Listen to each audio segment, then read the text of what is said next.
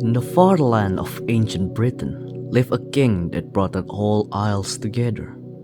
A man who was chosen by the holy sword, a king who suffered a tragic end. This is his story, the legend of King Arthur. But before that, war. A war between the good and evil. A war between the king of Britain, Uther Pendragon, against his own brother, his own blood, Vortigern the usurper. Clashes upon clashes were traded, step after step were delivered, but with a single thrust.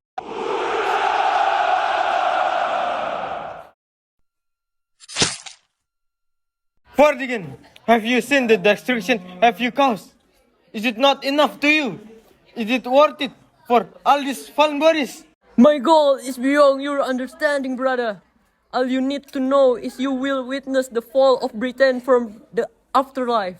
Vortigern! Uta!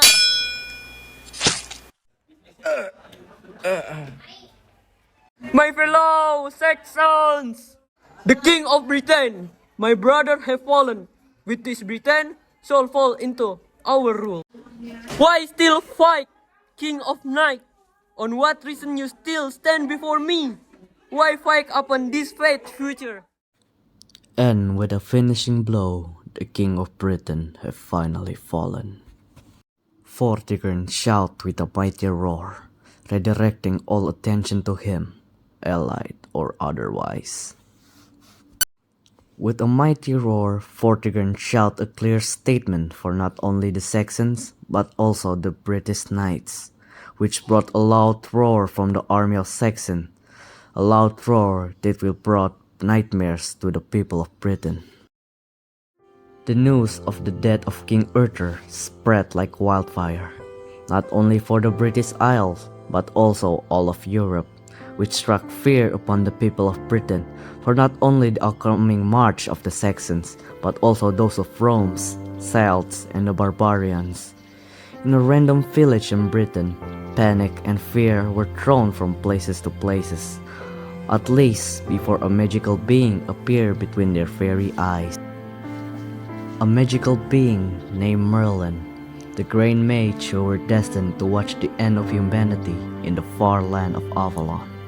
A being who were blessed with eyes that can catch a glimpse of the future, and a royal advisor of the late King Arthur himself. He is the great mage Merlin. Royal advisor or not, the sudden news still brought hesitation between the people of Britain. That was until a mysterious blade appeared seemingly out of nowhere. Many tried their work, but none have managed to lift the blade out of its rock prison. But amidst the news of the passing of King Arthur and the appearance of the mysterious blade, there stood a woman by a normal home. She knocks and waits, while holding a mysterious item hidden by a cloth. The door opened, revealing a man. He is one of King Arthur's trusted knights. He is Sir Ector. Sir Ector was confused on who would knock his door in such a late time. Upon opening the door, it revealed a mysterious woman, but one who Ector knows. The mysterious woman were revealed to be Lady Igraine, one of Arthur's loved ones. She apologized and explained her reasoning to arrive in such late time. Lady Igraine passed the cloth toward the shocked knight. The cloth were not hiding an item, but a person, an infant to be exact. Ector, finally escaping from his shocked state, held the infant close to his chest and picking up a strong, serious stone before nodding. And with that, the tale of a king had started. What shall we do? The king of Britain is dead. King Arthur is dead. What will happen to us? Oh no. How can he die? He's our king. No. Now, what will happen to us? We are gonna die. Wait, look over there. Who is that? Oh, people of Britain, listen to me. I have come bearing a message. In the near future, there shall be someone who will become the true King of Britain, someone who will be chosen by a holy sword, someone that will break Vortigern and the Saxons down, someone who will lead Britain into the Golden Age. Did you guys believe that? I don't know. I don't know what to say. I don't know. Is it I true? don't understand. I don't know. It's crazy. I think.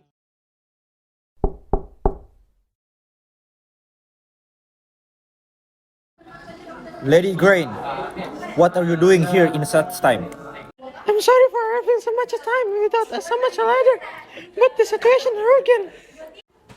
You must hear the news of water deaths. Before repassing, live ahead. You believe you can defeat the evil Vortigern. But the child is too young for such attacks. I'm scared of what Vortigern shall do after knowing the existence of this child. I believe leaving him to you should keep him far away from his scraps. Please accept my request, Actor, and please do not tell him what is urgent until you feel it was the right time to do so. I will do my utmost best to raise this child as my own, my lady.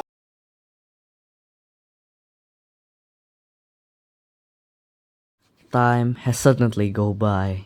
The infant who were raised by the night have now become a young fellow. He is Arthur, the adopted son of Sir Ector and the younger brother of Sir Kai.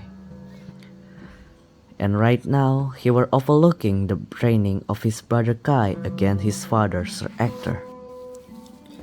The young Sir Kai were training for the upcoming knight tournament, where knights from different parts of the continent come to prove themselves are they worth to free the sword from its stone prison. More than a decade have passed, but none have proved themselves. Arthur and his brother Kay get ready to go to the tournament, with Kay participating and Arthur supporting his elder brother. Upon reaching where the tournament were held, they already see the crowd cheering while two knights exchange blows with their blades. However, as Arthur was about to view the battle the crowd were cheering, he was stopped by Kay, who held his shoulder and shouted his name. The sudden outburst, of course, caused confusion to the young Arthur. The sudden news quickly turned Arthur's confused face into that of panic. He quickly turned around and started running to the path where they come from. Kai tried to stop his brother, but he already far from his grasp. The young man can only hope that his brother will be okay. You can see the young King Arthur runs while holding his brother's sword close to his chest, before abruptly stop all of a sudden after hearing a whisper entering his ear. He was confused before hearing another whisper seemingly calling out for him. He soon followed the whisper, which led him to a mysterious sword stuck in a stone. By mysterious force, he held the handle of the blade, which seemingly fell loose. But before he can pull out the blade, someone held his shoulders. Mysterious voice revealed itself to be the Grand Mage Merlin, which held a solemn look on his face. There's a clear hesitation within Arthur's heart upon hearing Merlin's warning, but he knew he was fated to walk such path. So, with a pure determination, he pulled the blade out of his rock prison and held it high, and there born a chosen being, chosen by the holy sword itself. Meanwhile, Kai, who were getting worried of his younger brother, started looking for him. His running were stopped upon seeing the scene in front of him. His younger brother lifting the holy sword, Caliburn, a blade that in 15 years reject many knights from many countries, finally chosen its owner. Kai soon remembered the story of Merlin's vision, that there will be someone who will be chosen by the holy sword and become the true king of Britain. That person is no other than his adoptive brother. We can see Kai and Arthur sitting in front of Sir Ector, with Kai trying to get an answer from his father. While all of this are happening, Arthur still contemplating on what just happened. Sir Ector finally giving in, just sigh. Arthur's focus finally goes to Ector, waiting for the veteran knight to finally continue. The sudden news, of course, brought shock upon the two young men. Ector finally stands up before grabbing his sword and kneeling before the still shocked young man. Before he can take account on what happening, his brother Kai did the exact same thing his father did. Arthur, knowing there's no going out of this, sighed to himself. Before standing up, he kneeled toward his father and brother and accepted their loyalty, thus making Sir Ector and Sir Kai one of his earliest knights.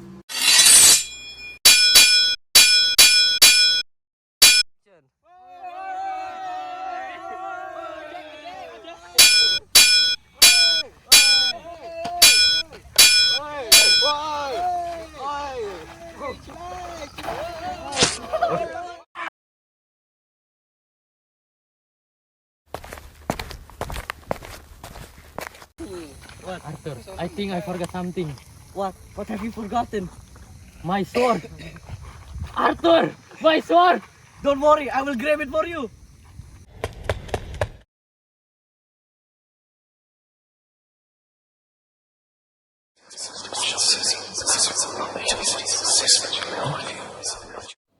What the?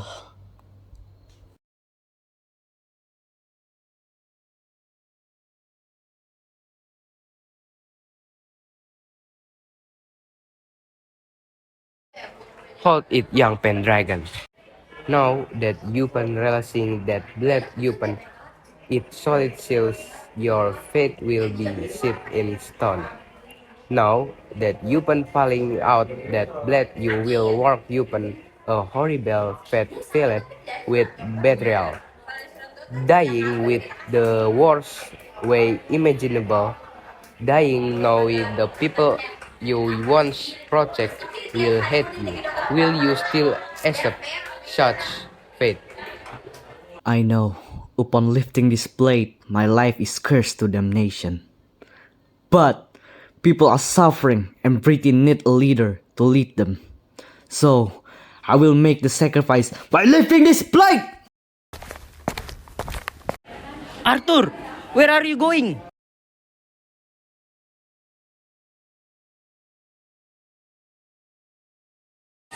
Father, please, for the sake of Britain, ask my question. What's the meaning of this? Arthur, it's about time I told you your true origin. Arthur, you were the true heir to the throne of Britain. You are the son of King Arthur and Lady Igraine, someone who were destined to kill the Dark Lord for Tijan. Arthur, in the future you will encounter many challenges, one which you cannot do alone. Therefore, a king needs his knight. I, Sir Ector, paid by loyalty to King of Britain, Arthur Pendragon. I may be young, naive, and inexperienced, but I shall pledge my loyalty to yours only and no others. My father, my brother, who had taken me as one of your own. I'm still too young and too naive to lead the people of Britain. But with Merlin's guidance and your help, I know we can save Britain from the Saxon grasp. So raise your head, Sir Ector, Sir Kai, as I took you as my loyal knights. After Sir Ector and Sir Kai were raised as Arthur's knight, Sir Kai then begins training Arthur to use a sword. But it's either by Kai's intense barrage of attack or Arthur's exhaustion. With a final strike sent by Kai, Arthur's sword were sent flying and ends up falling into a lake. The two brothers just stand there, not knowing what to do or what just happened. Lady Lake and Merlin laugh as Arthur can just nod embarrassingly by the last statement thrown at him by the mysterious goddess. A blinding light appeared in Arthur's hands. After laughing upon the ashamed young king, Lady Lake once again spoke. Arthur then approached the mysterious goddess, kneeling, then explaining his reason to come to her. And of course, the Lady of the Lake just shocked upon the news. The Lady of the Lake asked them on what their reason coming to her. Merlin just let out a small laugh, while Arthur just looked down in shame. Arthur and Merlin soon arrived upon a lake. Merlin then called upon the mysterious goddess, and slowly a being raised from the water itself. She is the Lady of the Lake. After that incident, the holy sword Caliburn were never found. Of course, all hope seems to be lost. That was until Merlin come and later on helped Arthur meet the original creator of the holy sword itself, a goddess called the Lady of the Lake.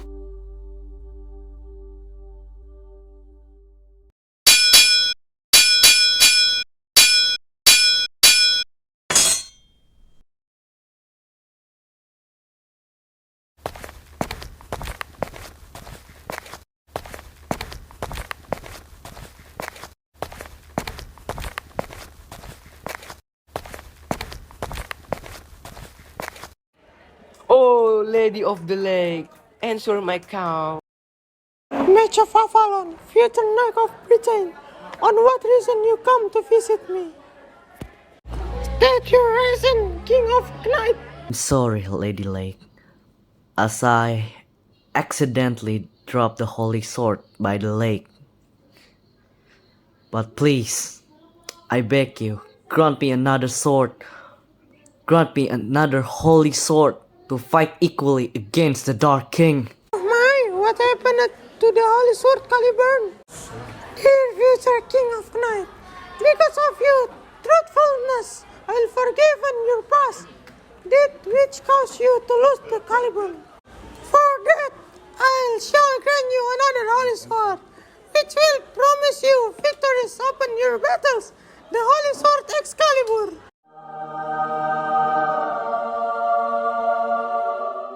Be sure not to drop it into the lake next time, okay?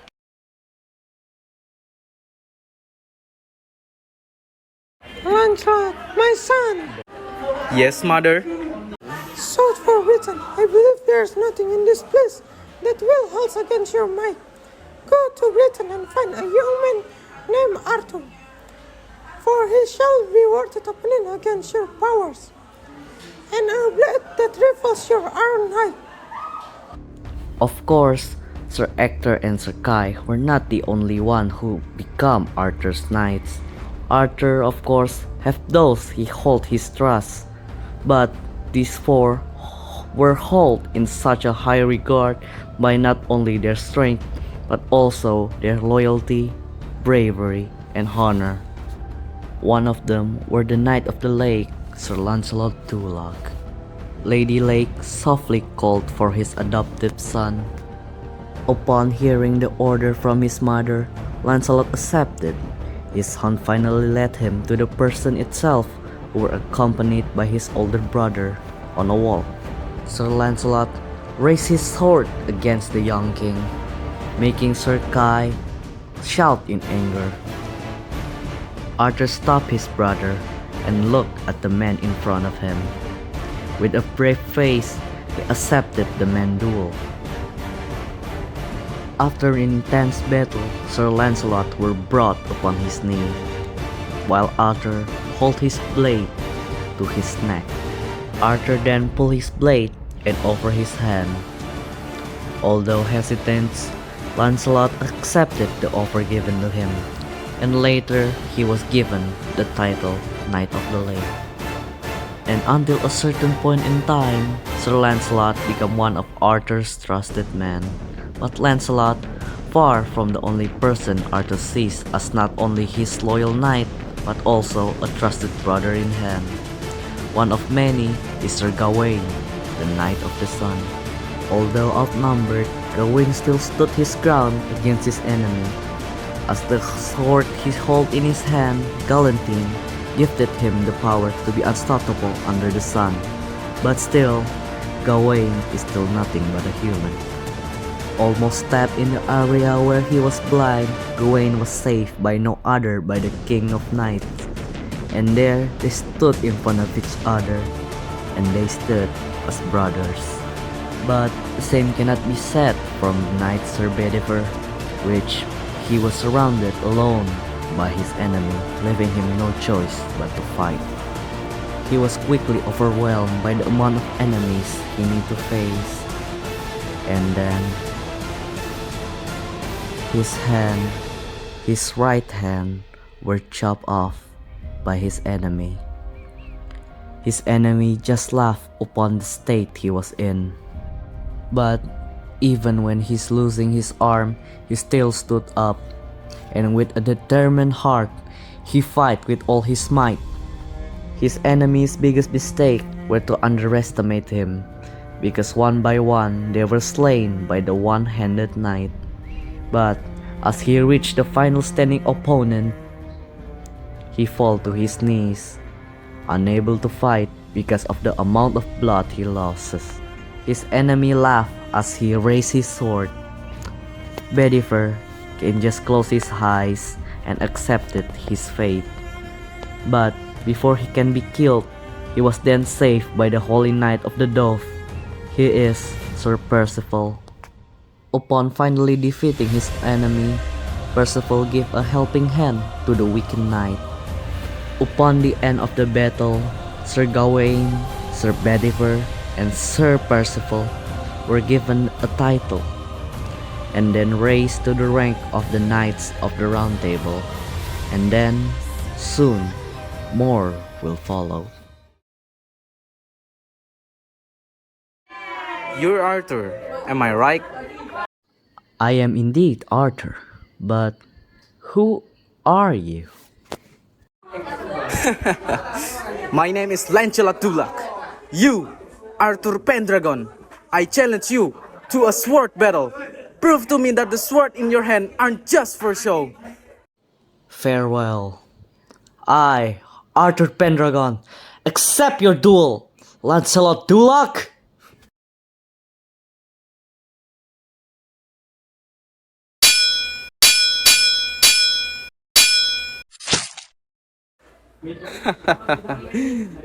Do it then.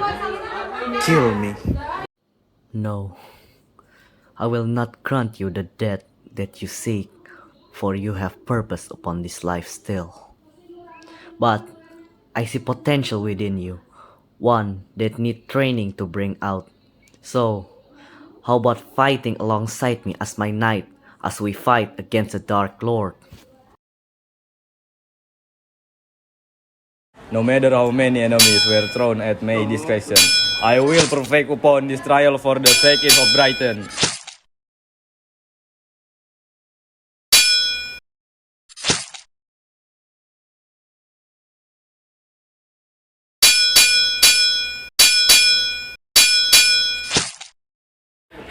No, I shall not fall here, my comrades, my brothers, and my king. They always my return.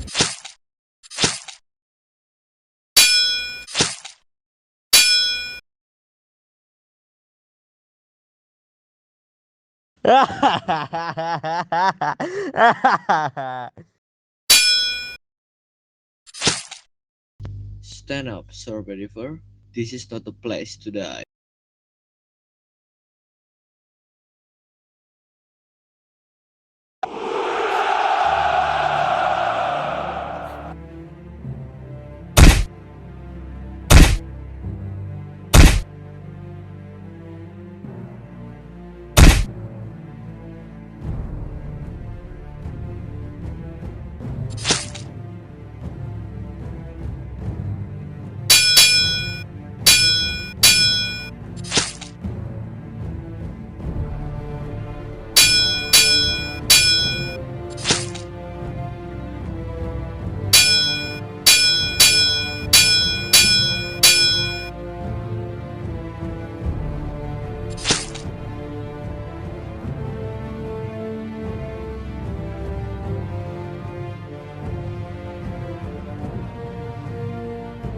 No, I will not fall against you. I have promised to my people, and they put their trust upon me. But most importantly, they put their hopes on me, so I will not fall. I'm not the king who fight for valor nor pride or any ulterior motives. I fight for my people, I fight for their will, and I will not fall against your dark influence. For the gun!